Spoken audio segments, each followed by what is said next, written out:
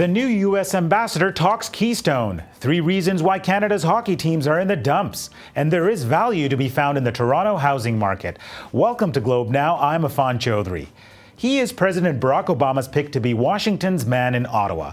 Ambassador Bruce Heyman is a high-powered Chicago investment banker. He's arrived in Ottawa to take up his position. He and his wife sat down with the Globe and Mail. This is his first interview since starting his new job. Ambassador Bruce Heyman was asked about the delays in the approval of the Keystone pipeline project and its impact on U.S.-Canada relations. Here's what he had to say. In the context of two nations, where we have very large economies, where we have significant working relationship, where we trade over $2 billion a day in goods and services that cross our border, where we have the complexity of issues from the Arctic to military, to the economy, to migrations of people, to tourism. While this is, again, important issue to some, and I'm not going to minimize that, in the context of the larger relationship, we have a much larger, more complex relationship than just this one issue. Now, let's talk hockey. Officially eliminated from playoff contention, the Toronto Maple Leafs lost last night in Tampa Bay, completing a late-season collapse. That leaves the Montreal Canadiens as the only Canadian team in the playoffs. The last time that happened? 1973. So how are the struggles of the Leafs connected to those of other Canadian teams? Hockey reporter James Mirtle joins us from Tampa Bay with 3 important clues. Welcome, James. What role does ownership have in all of this? Well, you know, this is obviously a big story in Canada. This is one of the poorest seasons that the Canadian teams as a group have had in a very, very long time. And we're trying to draw some connections between the teams, you know, what could connect them. And, you know, the first thing you see when you look at the Canadian teams is that they're not very well managed as a group. And management is hired by ownership, and you know, there's a connection there. And, you know, I think the thing that you have to worry about in Canada, you look at the different ownership groups, is perhaps they're too involved in what's happening on the ice. And, you know, you look at some of the American teams, and that's not what's happening. So, you know, the difference between Canada and the U.S. is ownership that is very, very interested in what's happening, perhaps a little too involved, and not always hiring the right people to run their teams. Now, another clue might be the fans, perhaps?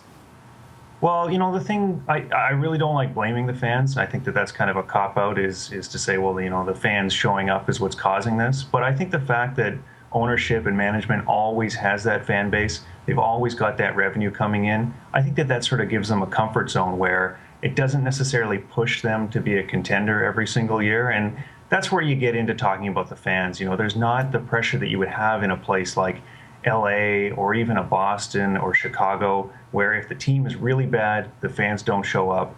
And there's really an expectation that they need to be better in those markets. And just on the point about fans, specifically, what role do you think that played in the case of the Toronto Maple Leafs?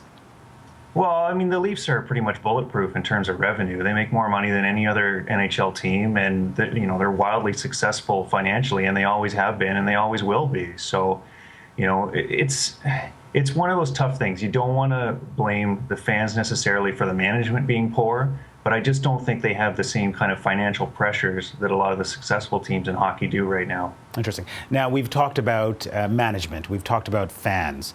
What else is left in explaining the struggles of Canadian teams, including the Toronto Maple Leafs? Well, you know, the other thing that's kind of interesting is that the salary cap came in 2005, and, you know, it's sort of been a downhill slide ever since for Canada's teams as a group since then. And, you know, you look at it, the Canadian dollar went up about the same time.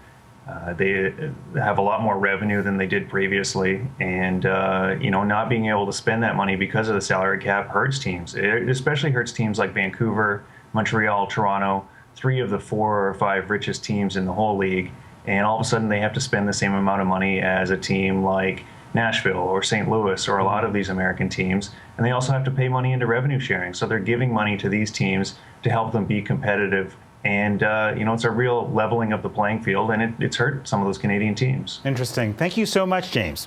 Thank you. Well, we want to hear from you. What do you think is behind the struggling Toronto Maple Leafs? And if you have some ideas about why other Canadian teams are struggling, also tweet us. Well, it's no secret that housing prices are on the rise in Canada. Home sales in Toronto last month were up over 7% from last year. So it's nice to hear that there are still deals to be had, like this one in East Toronto. We're at 57 Holland in Topham Park. You're 3 minutes from your local public transportation, very close to Topham Park as well, and there's lots of great public schools in the area as well. A lot of value for your dollar with this particular home. It's a detached 1.5 story with 4 bedrooms, 4 parking spots, tons of natural light, hardwood floors throughout, storage space, really cozy fireplace, and this has a really nice warm family feel to it. It's a fantastic house. It's on a 40 by 100 lot. This area is just starting to really be discovered. People are shifting up from Leslieville with the high prices. A lot of young couples are moving into the area. We did end up having over 50 showings with this particular home. Ended up with 300 people through the open house on the weekend. And that ended up getting 6 offers. So the home was offered at $489. The winning offer ended up getting $537,000.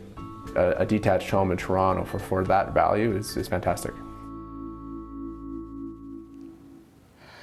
Well, that's it for Globe Now. Thanks for watching. Tweet us your thoughts and questions on today's program. Thanks again. I'm Affan Chowdhry.